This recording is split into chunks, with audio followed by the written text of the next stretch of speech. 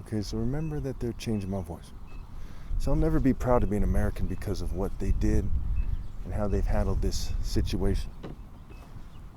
They've been harassing me, gays have been harassing me in a government operation since I was a child. That is some sick stuff here. And I've seen in my lifetime the percentage of people who identify as homosexuals drastically increase, like 4 or 5 times as many these days.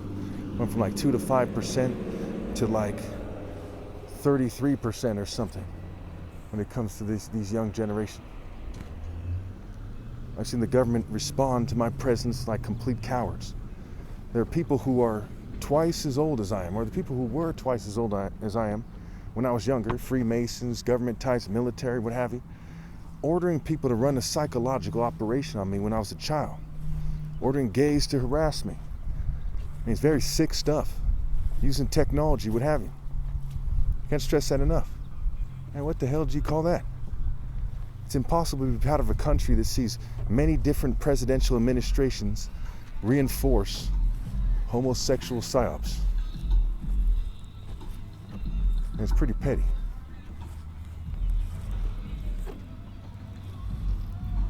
So, when all is said and done, I don't have any respect for the United States of America. And they don't deserve it. Respect is earned. Just because you were born in a country doesn't mean you have to give them respect. If you're born in Sodom and Gomorrah, do you owe it respect? If you're born in Babylon, if you're born in the Philistine areas when David was clashing with Goliath, these are the type of calls people have to make. So I kind of decided, I'm being fumed in my residence, what have you. So I go out here, and then, there's all kinds of distractions they put out there. The community stalking. America is a nation of community harassment, and that comes from the West. You might say, well, all the nations in the world are nations of community harassment. That's like Adolf Hitler saying that all the Nazi-occupied areas are nations of Nazism. Like, it is profoundly disgraceful for someone to be proud to be an American. Now, this is something that you have to either fix or accept as a fact. Either you do what it takes to have a country that you can be proud of, or you keep playing into the eugenicists' hand with their censorship, with their controlling the dating, and you accept that it's stupid to be proud to be an American.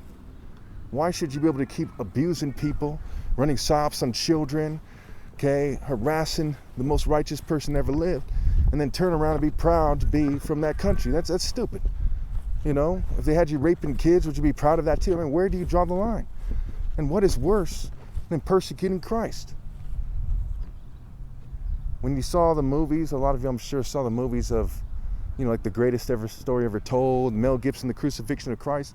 Didn't you know that the people who were persecuting him were the bad guys? That they were living lives that weren't worth living? If they were like the Walking Dead, they were zombies, they're idiots? So why on earth would you then embrace a country that does the same thing? It's neo-Roman. Again, what I say to America is, if you want me to not say these things, then you have to earn it. So the Jews in the story, in the book of Isaiah, chastise Isaiah for criticizing him. Yeah, they were dumb enough to do so, but they shouldn't do that. They should instead do the right thing. So the book of Isaiah starts off with him chastising them. So what does the righteous person do in a corrupt country? If every country is pure evil, and you have a country where there's cities called Murder Moor, the Rotten Apple, Chirac, cities that became that way not because poor minorities control the policy, but because rich white Jews and LGBT people who don't care about justice control the policies. I brought up many times. In the nation of Benin, they have a lower crime rate than America. Is the answer to turn into some dumb Leonard, some hellbelly, some inbred idiot, and to say, hey, well, why don't you go to Benin? Because I've never even been to Africa before, you idiot. Because I'm Jesus, and everyone with any sense would rather have every redneck leave this country instead of the Son of God.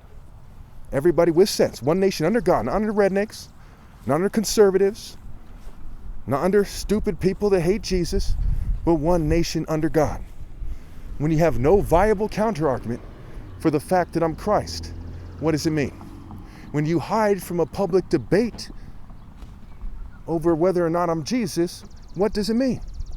See, in John, I believe it's John chapter 3, the person who tells the truth walks in the light so that it may be seen plainly. How many videos do I have in California and in Michigan? Outside, making videos. You see people walk by, ride by on their bikes.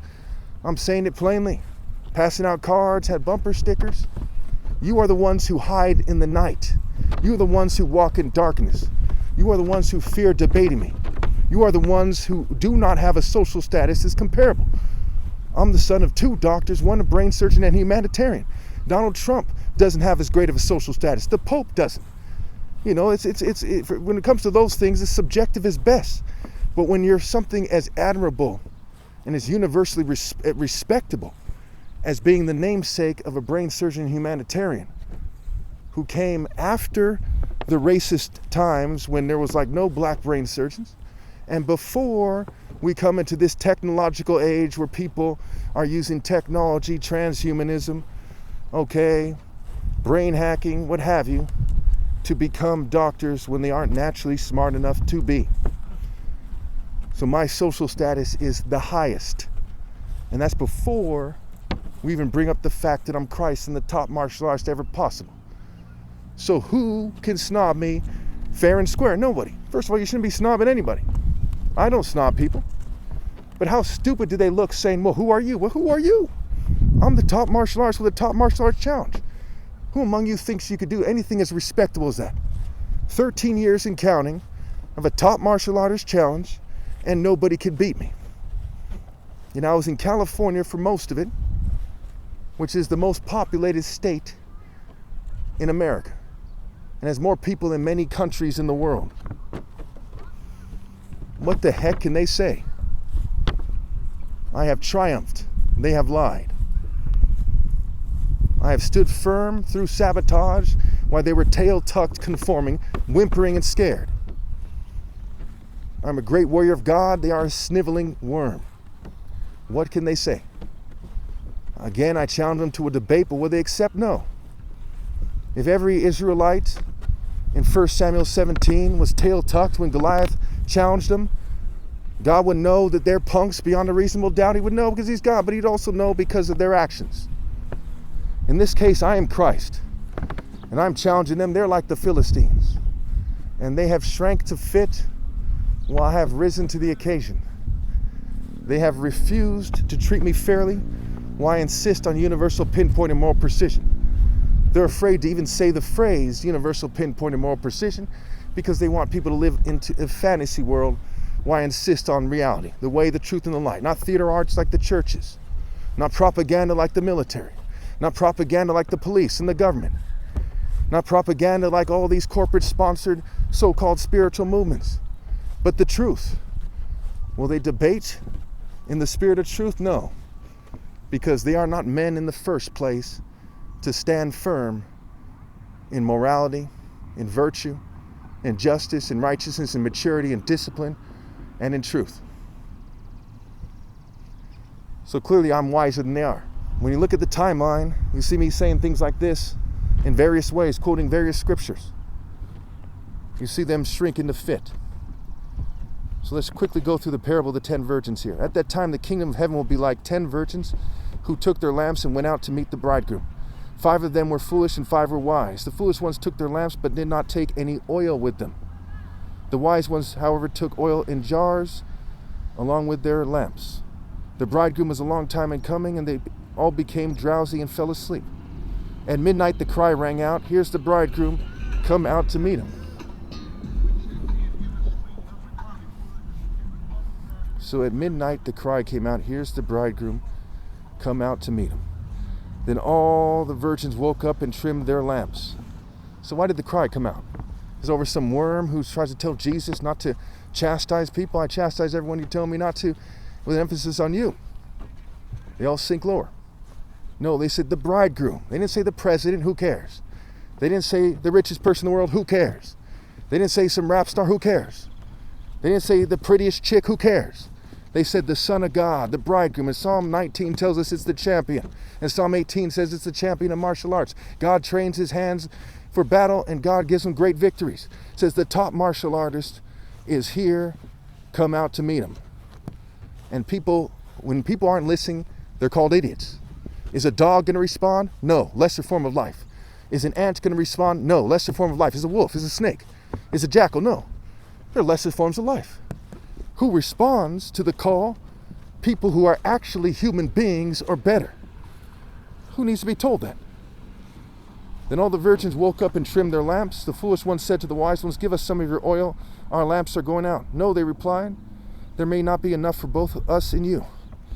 Instead, go to those who sell oil and buy some for yourselves. But while they were on their way to buy the oil, the bridegroom arrived. The virgins who were ready went out with him to the wedding banquet, and the door was shut.